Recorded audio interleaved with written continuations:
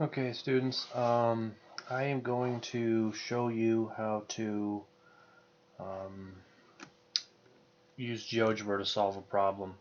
Something like this, like find Tn and B at a given point. Okay, so first you got to install it, so just look up GeoGebra. I usually look up something like portable version um, because that way it doesn't have to install on your computer, it'll just run. So this page here shows you how to get to the link. Um, so this is the one I would use. You can run it off a memory stick if you want. Just put it somewhere and then unzip it.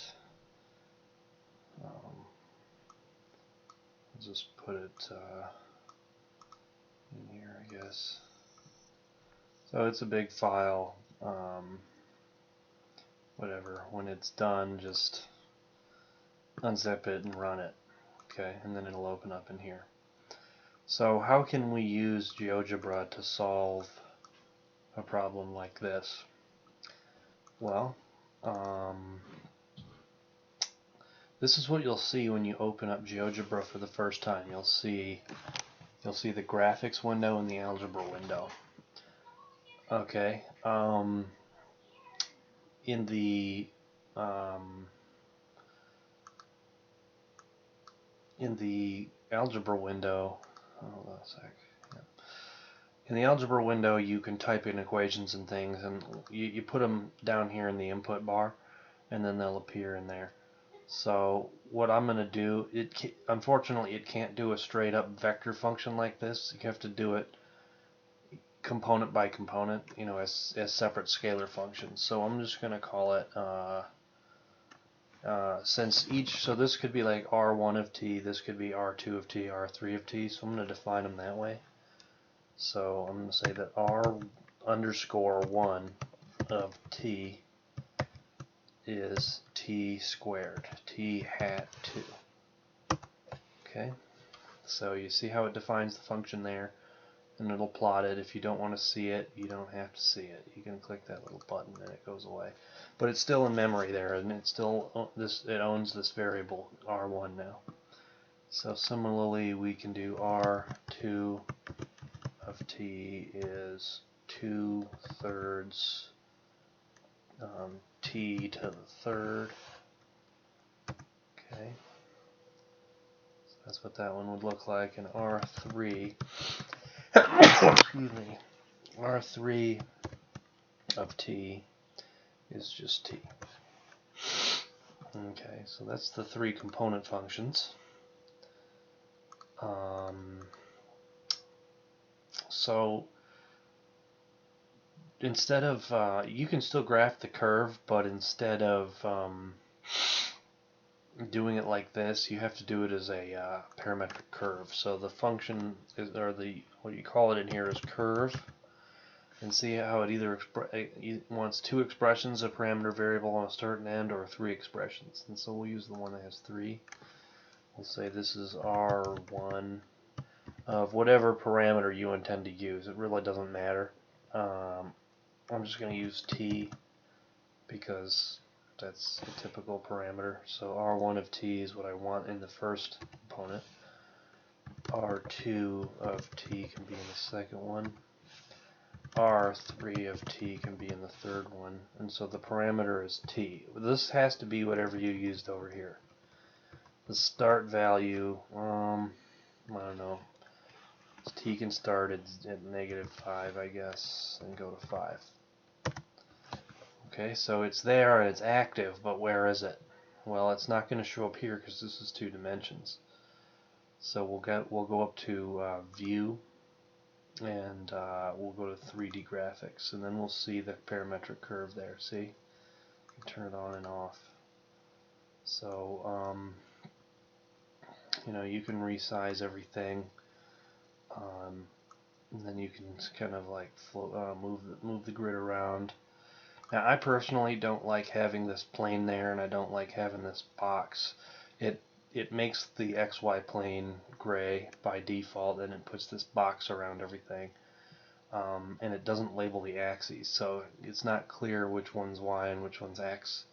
Turns out that this is the normal orientation with X here and Y here. So what I do is you can right click and bring up a context window and you can get rid of the plane. Okay. Now to get rid of the box you have to go into this larger menu here and unclick show clipping. Okay, and then to get the labels on the axes we can just do this. Okay. That ought to do it. Okay. So now we can see what this curve looks like. It kind of whips around like that. Okay. So, oh yeah, if you let go of it as you're rotating it, then it'll, however fast your cursor was moving, it'll rotate the XY plane around the Z. So that's kind of cool. So now what are we going to do? We're trying to solve this problem. So to get t, we need the derivative components, and then we need to divide by their magnitude. So we could do it over here in the algebra window using the input command, but instead of that I'm going to use something called CAS, the Computer Algebra System.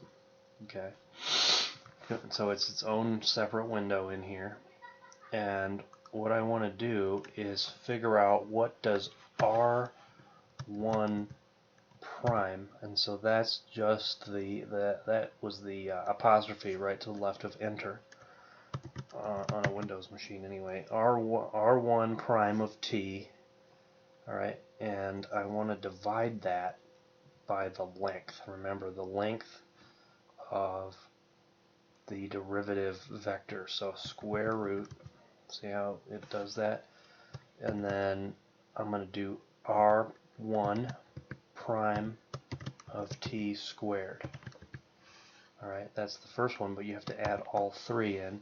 So rather than type all that in again, I'm just going to highlight this stuff, copy it, and then do it plus twice, and then just change these subscripts. So this is the third one, and this is the second one. See how easy that is? And then if you hit enter, it'll automatically simplify it for you. Had you done it down here, let's see what happens. Let's say that we just want T1 of t to be just what we said. I can actually take this stuff here. Okay, so if we just straight up define it like this and then put it up here, look what it does. It looks like this.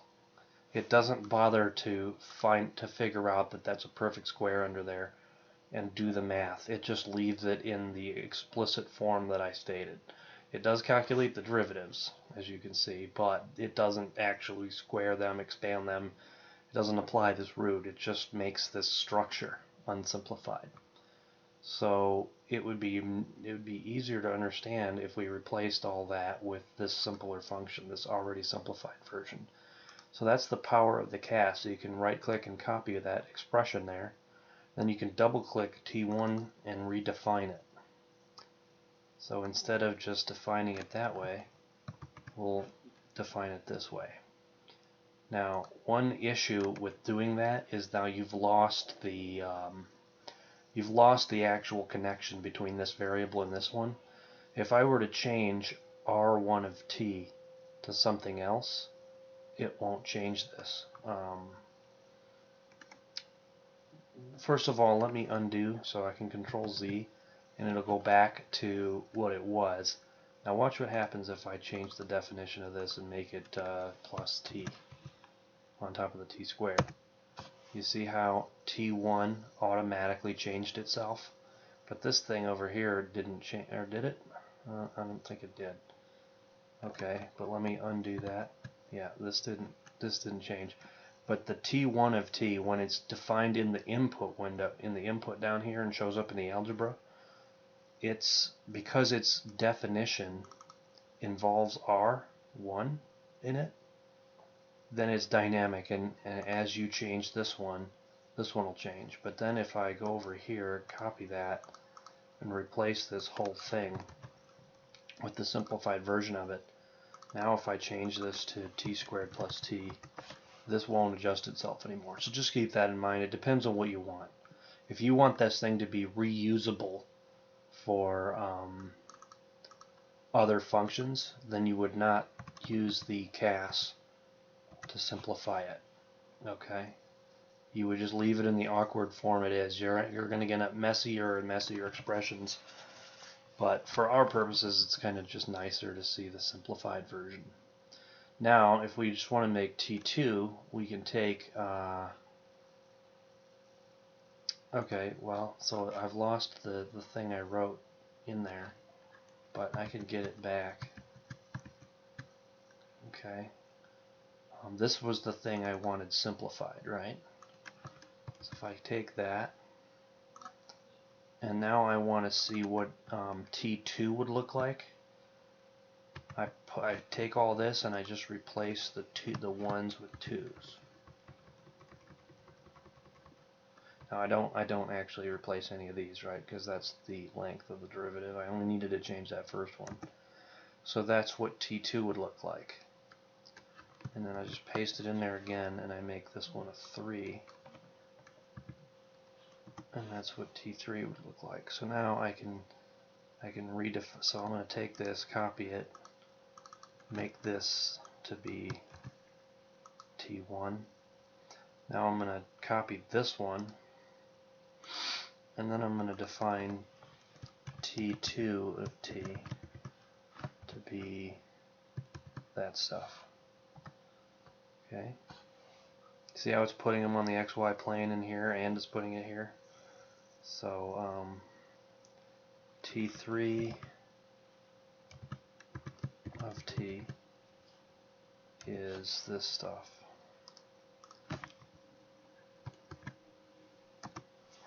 Okay, so those are what the unit vector functions components looks like.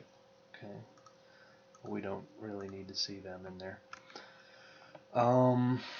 Next step would be to do the same kind of thing, but now we want to do it with t's instead of r's to get the ends. So look, we can just take this whole thing, come down here, put it in there, but now just replace the r's with t's, and then we don't have to retype everything in. Okay, that should be good. That'll give us n1. Okay, and then we'll just take this. So you can, yeah, if you hit Control A, it'll select it all. Okay, so now all those stay the same, and you just turn this into a 2. That's n2.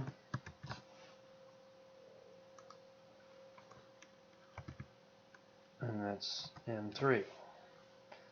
So n1 of t equals that, n2 of t equals, I already copied it. Okay, looks right. And then n3 of t is that. Okay, so now we have our 3 components for the normal vector. Okay, nice and simplified. Like they'd look really nasty if we just used the input bar, but they'd be dynamic, so that would be their advantage. So now that we have expressions here for the components of t and n, if we want a particular t, we can form vectors. So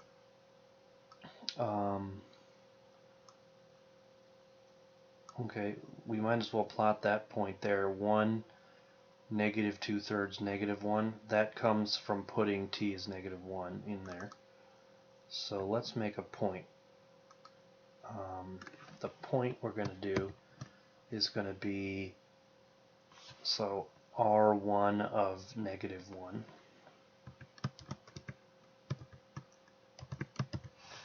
Okay, I'm going to take all that, copy it, and then comma r2 of negative 1, and then r3 of negative 1. And it'll make a point, and it should be, okay, now see how the point appeared over there? It's on the curve, which it should be. Now we want to get the, what do we want? We want t be an n for that, right off that point. So we can just make a vector now,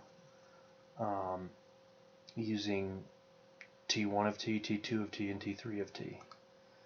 Alright, so there's a command in here called vector, and it wants us either a point, and that'll just give you a vector out of the origin, or if you give it a start point and an end point, you can you can make this happen. So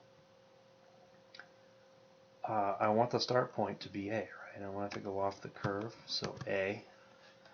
The endpoint needs to be the sum of A if A were, so you know, the point and a vector kind of are the same thing, and the point is the terminal point of the vector out of the origin. So you can actually kind of just add the point to a vector, and the vector that the terminal point is A plus these three components in a point. So you have to make a point and then have t1 of negative 1 in there. You know, so, and then t2 of negative 1, and then t3 of negative 1. So that should now draw the t vector in there. Okay, and it did. See it? Let's zoom in. Let's collapse this a little bit and see. Yeah. So it's a unit length. See how that length right there is 1. So it looks like it's unit length, and you could just check it. One way to check it would be to just do vertical bar, which is the key above enter if you hit shift. Now let's not call it U. Let's rename this. I'm going to rename it to be T, because that is the actual T vector that we're after. Okay, and then N is going to be defined in a very similar way as this. Okay, so instead of the T's, we'll just have N's.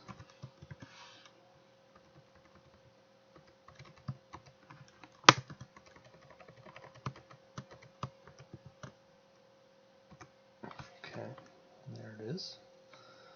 That still calls it U, so we'll rename it to the N. And then how do we get B? Well, luckily there's a cross product in here. Cross T comma N. Okay, and there. So that just came out of the origin. So what are we gonna do? I think what we can do is do this kind of thing, but instead, hopefully this works. Okay, A, and then well, maybe we could just do plus the cross of T and N.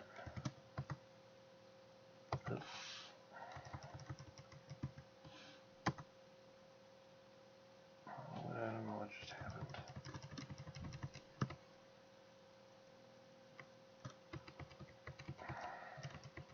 This thing is making me angry. Hold on. Plus the cross of t and n. There. Now it appeared the right way. We're going to rename that B. So now we can see that we have our frame set up. But we can't input these things as they're defined over here because it wants exact values. So what we can do is put them in the graphics. We can just go to over here, and this one's going to simplify and give you exact answers. So it wants T, it wants N, and it wants B. Okay, so -2/3. Okay. Oh, it wants that whole thing. Okay. Now, put it in there, but then, well, hold on. I think you have to use this vector thing. Okay. Then I'm going to put them in there. I'm going to get rid of those outside things, and then it should just be work. It should just work. Alright, so here I'm going to set up a vector again. I'm going to take this and copy it. No, I'm going to put it down here. Copy it. Let's get rid of these parentheses. Okay, I'm going to take this and copy it. Make a vector. Put it in there. Get rid of these. And I'll grade it. Awesome. That's how GeoGebra works. Alright, I'm going to stop the video now in case it just goes over 2 gigabytes, but I do want to do a little more, so I'll append something else to this. Okay, thanks for watching. While that's uploading, it's going to take an hour, so I know it's 10. I've just been super busy, and now it looks like it'll be 11 before you can even watch this, but there is always the morning. You could watch it if it'll help you. I don't know that, I mean, you can't do that on the test anyway, so I don't know how helpful it would be, but anyway, I want to keep going, so yay, we got that figured out. But I just kind of want to show you more about how this thing works. Now, as it currently stands, we're locked in to this particular point. We made it negative. We made t -1. But what if I wanted to move that system around? Okay. Well, what we're going to do is use a slider. And to create a slider, you just define a number to be something. So I'm going to use the letter M, and I'm just going to set it equal to -1. Okay. Now see how it by default shows up you don't see it, but if you click it, it appears. And you can move the slider around, but it's stuck in the graphics window. You can't put it in the 3D graphics window. So for us, it'll be convenient to get rid of the axes in there. So we can just focus on that. Now, moving it around doesn't do anything because, by default it goes from -5 to 5. And as you move the slider, it changes the value of M. If you double click the slider, you can see its properties. Like I could make this -5. I could make these anything I want and the increment anything I want. But for now, what I want to do is go back to point A and look at the definition of it. What if I just make this to be M instead of -1?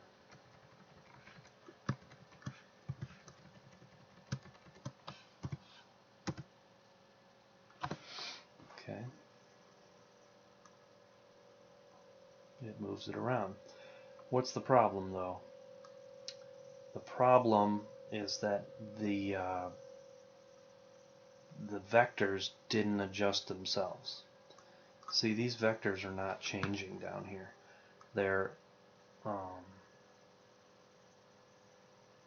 we need those to also be defined in terms of m instead of having a -1 in them. So you can just go in here and just replace these with m as well.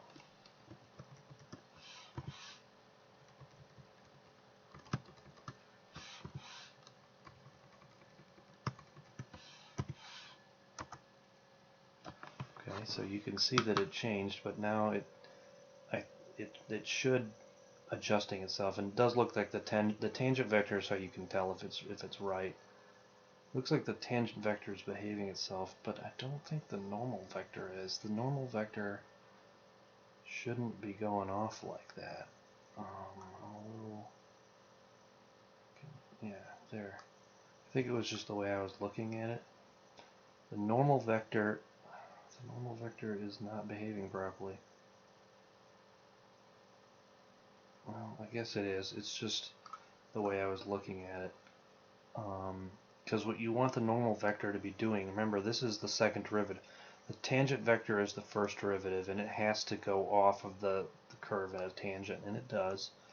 But what does the n vector have to do? I'm going to get rid of those axes for a second. The n vector has to go off at the concave side. All right. Second derivative it tells you about concavity. So you can see that the curve's concave there, and that this b vector just kind of goes off the side of the curve.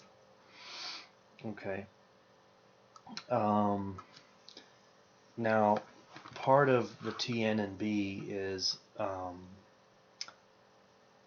you want to talk about like the osculating plane or the normal plane. Now, the normal plane is the one that the curve itself is sort of normal to.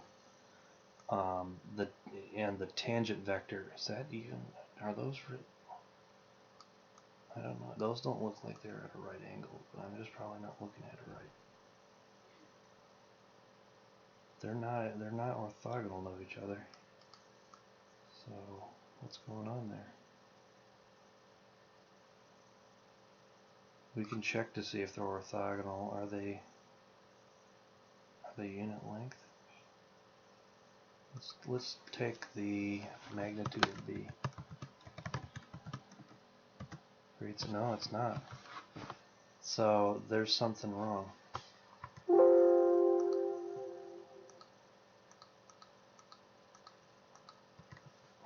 Okay. What is going on here?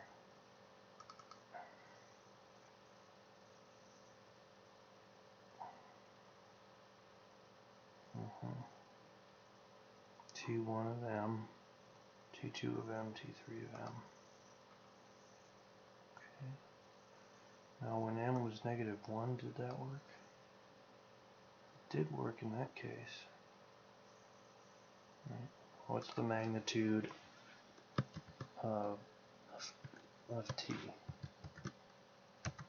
1. Okay, what's the magnitude of n? 1, and the magnitude of b is 1. But if I change the m, the magnitude of b starts getting messed up for some reason.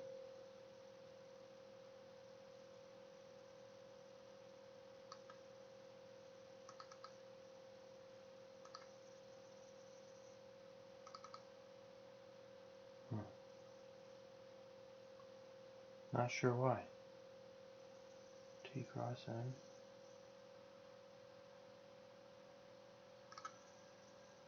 Let's just do cross product of t and n.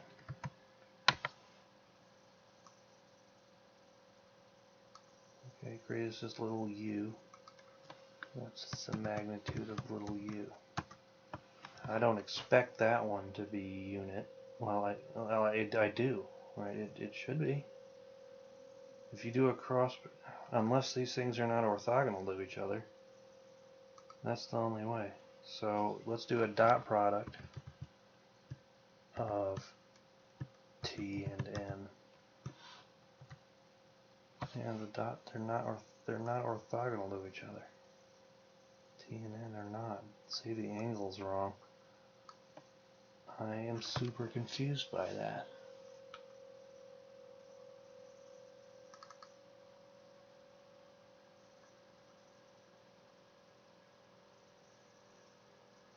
Oh, yeah, that might help.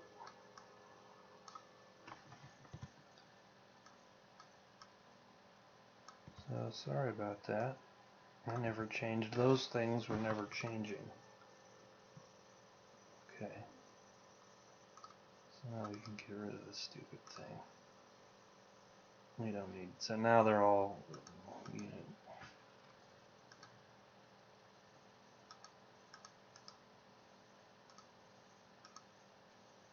I don't know what it's doing. Okay.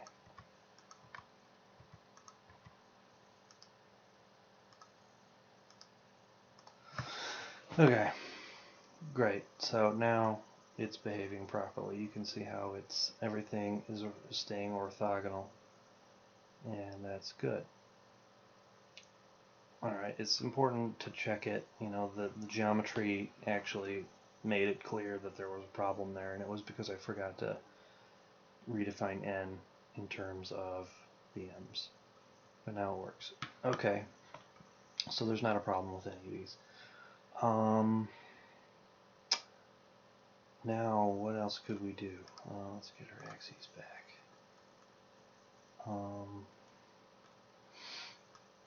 Well, we want to get the planes, right? The planes of, let's zoom in so we can see our three vectors. So one neat thing you can do is you can animate that so that it'll move around by itself. Now the question is, why is it disappearing? It's because this M is so big that it's going way off the curve. Okay. That can be controlled by creating a new slider. So let's, I guess I can just let that thing keep going while I do this. But I'm going to create a new slider. I haven't used the letter N at all, a small little n. So I'm going to just make that to be, I don't know, 0. And I'll make it appear. And what I'm going to do with this is use it to affect the parameterization of the curve. I've got my zoom the way I want it so I can see my TB and N. But now I'm going to, I guess that's okay for now. But I can go over here to the definition of this and I can change these now to negative n and n. Okay.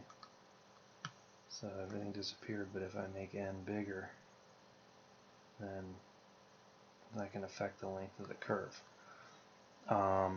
It doesn't make sense to have n be negative, so I'm just going to do that. And we can make the increments smaller, I guess. Okay. So now n won't get negative.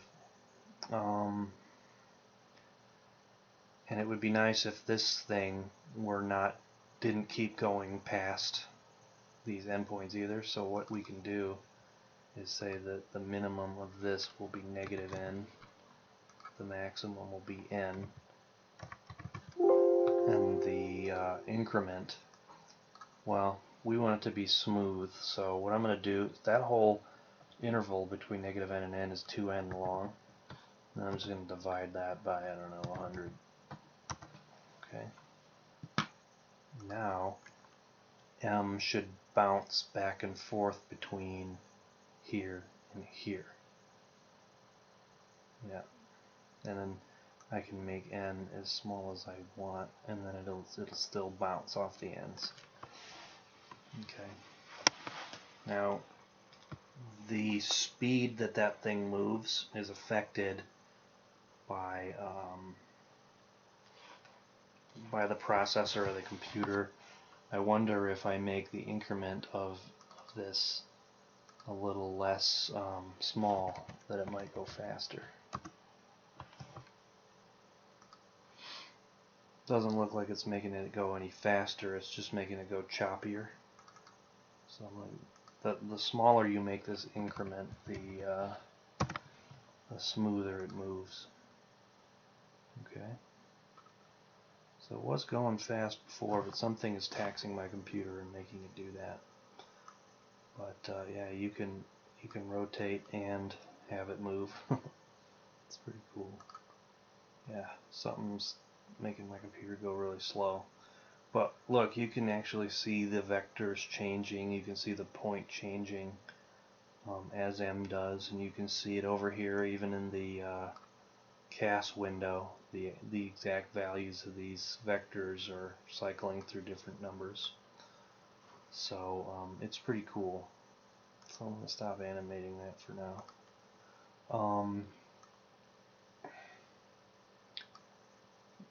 So I'm also interested in things like the osculating plane and the normal plane, and there's another one called the what is that one called? It's in the book. Hold on a second.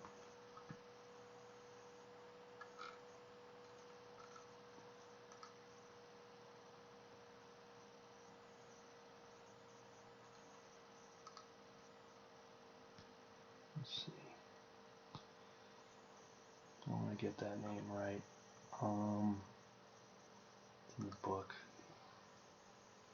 There's a problem where it talks about the third plane that's not mentioned in the chapter.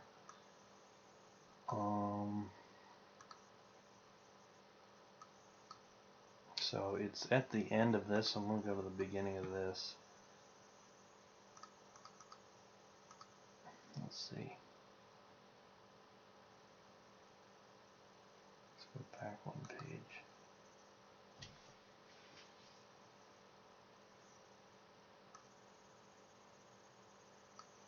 The rectifying plane, that's what it's called. It's the plane that contains the vectors t and b at that point. Okay, so those are the three planes you can do. You can make the plane formed by t and b, and that's the rectifying plane. Or if you did it with t and n, that's giving you the osculating plane, and that's what the curve is sort of inside there of the point. If the curve were a circle, like that osculating circle, it would lie in that plane. The third one is N and B. N and B gives you the normal plane, and that's where it looks like it's normal. So how are we going to get those? So to get a plane, you have to have a point on the plane, which we have, and we need a vector normal to it. So look at the normal plane spanned by N and B. Okay. Then the tangent vector is normal to that plane that they span. So if we want to find the normal plane, I'm just going to call it normal plane. And it's the plane defined by, now there's lots of different ways to do it. Polygon, conic, point, plane.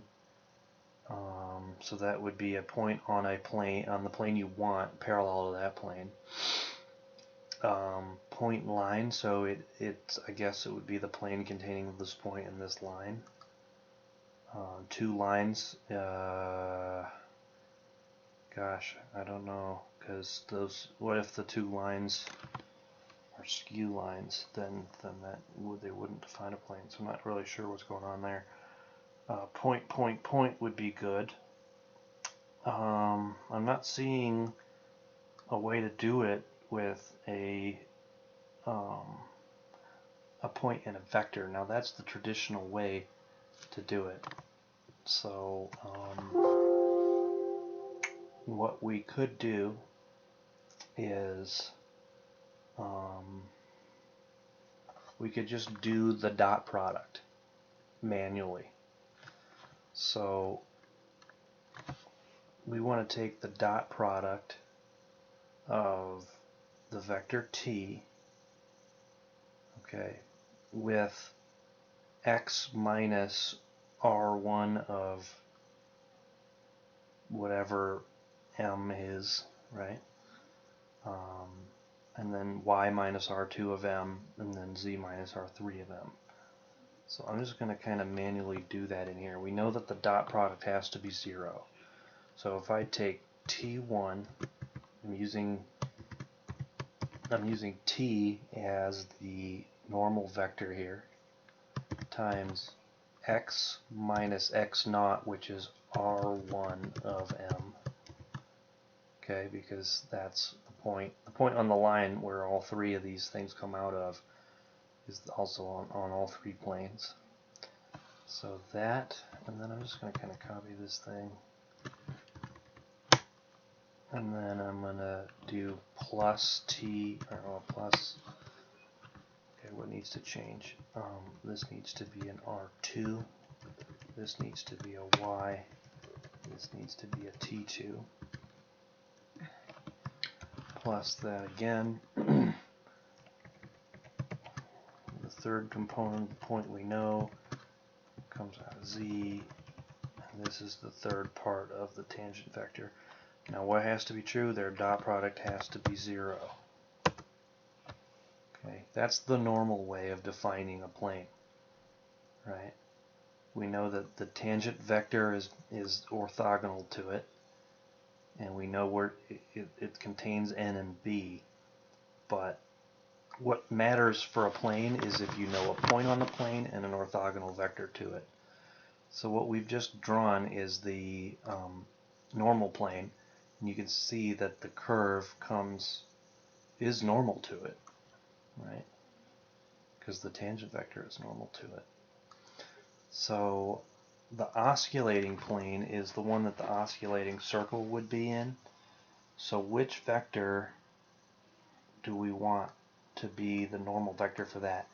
Well, so the osculating circle, remember, lies right in the curve and agrees with the tangent, the first derivative and the second derivative. It has the same tangent line as the curve, and it has the same concavity as the curve, or the same curvature, if you will, at the point. So that means that the osculating plane is spanned by t and n, so we need to use b as the normal vector. So I'll just take the definition of this, select all and copy, then I'm going to cancel, and then I'm going to come down here and make a new plane that instead of having these, instead of having t's, it's going to have b's. This stuff is the same, right? Same point.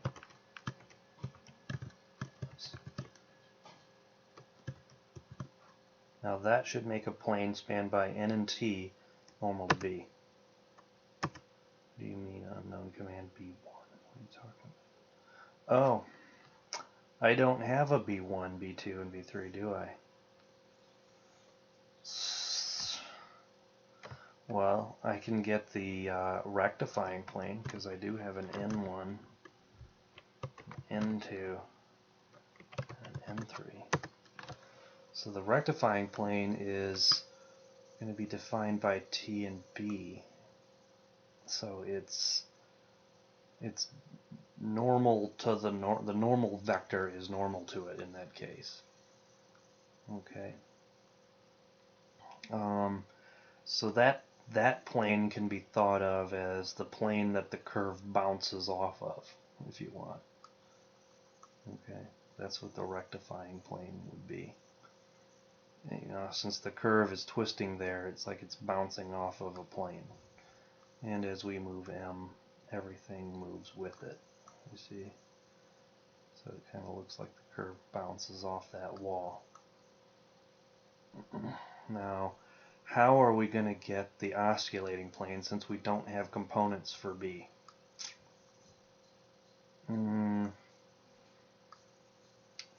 We can't do it like this. Yeah, there were other ways to define a plane in there. If we knew 3 points on the plane, then we could get get that. So why don't we just define some points, like the tip of vector t that has components of p. Okay, so it's got the this point A. It's got, if I took this number and added this number to it, I should get this. I should get this x coordinate.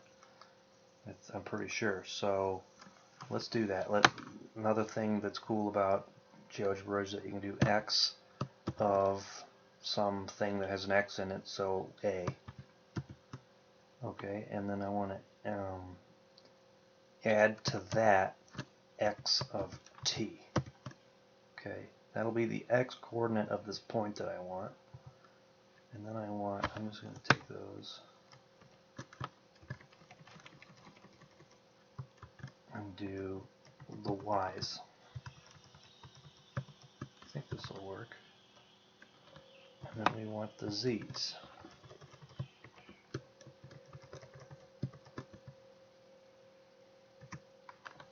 Okay, so it made a point right there. I'm going to just call it little, well, yeah, I guess I'll call it little t. I'm going to rename this thing to be, I don't know, little p. I don't think I've used that for anything. That's just defining how big the curve gets, depending on how much you're zoomed in. So I have a point at the end of t. So let's get what we did for that. Where's that point? Yeah. Let's just take this stuff and do it for the a's don't matter. We're just going to change t to n.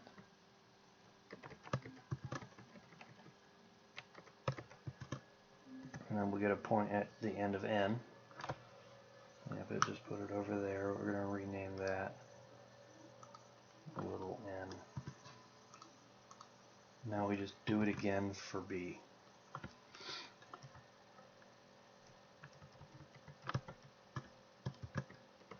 Now this will work because b has an x, y, and z component to it. Okay.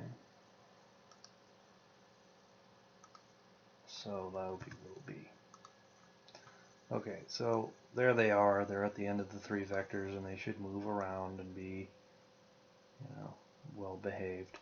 I'm just going to hide them for now, though, because we don't need to see them. We don't even really need to see A, do we? Okay. So I've got the, let's see what this is. That is the normal plane. We've got the rectifying plane. To get the osculating plane, we want it to contain the tip of t, the tip of the point on the curve, and the tip of n. So we want it needs to be the point through, or the plane through those 3 points. Then B would just kind of by default be the plane there. So we'll just make a new plane, and we're going to call it, well, let's just put it in here. Plane through, oops. I want the plane through point. And it'll be through A, little t, and little n. So now it should be normal to B. There. So this one that we just made, I'm going to rename that osculating plane, or I'm just going to call it the O plane. Okay. The O plane is normal to B, and it is where the osculating circle would be, right? The circle which agrees with the tangent line and the and the concavity. It agrees with the, okay. Now, let's get rid of that one. This one, sorry, I'm having troubles getting a hold of this thing. Let's see what's going on. So the tangent vector is normal to it, so the whole curve is normal to it, so that's the normal plane. It's called the n plane. Okay, so that kind of narrows it down. This has to be the rectifying plane. Okay, and you can see that the three planes intersect at the point A. Okay, pretty awesome. Let's see if the computer can handle this.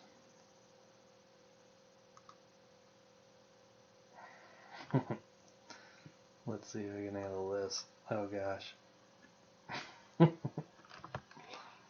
Yep, it can kind of handle that. That's enough of that. Stop rotating. Do what I say. Okay. So that's pretty much it. That's how you'd get those planes. So if on the test I ask you to say find the normal plane, just remember that what the normal plane is, it's got to be normal to the curve, so the tangent vector has to be normal to it, and then you just do something like this. If I ask you, you don't have to simplify this, you just have to say it's the component, the first component of the normal vector, which in this case is the tangent vector, times x minus the point that you know, and then do the same for all three components, and then say that the dot product is 0. That's the vector form of a plane, and that's and the computer knew what I was doing and made a plane. Okay. I don't know what else I have to say. I think this pretty thoroughly kind of explains how to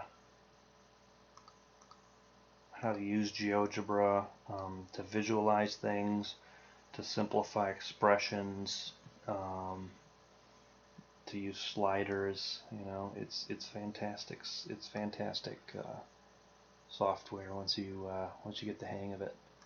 And I've by no means mastered it. I'm just kind of playing around, but it's fun to play with, and I highly encourage you to do so. So hopefully, let's see, is that video anywhere near done? Sort of. So I'm going to then upload this part, but I'll publish the first part until the second part's in there. Okay, so thanks for watching.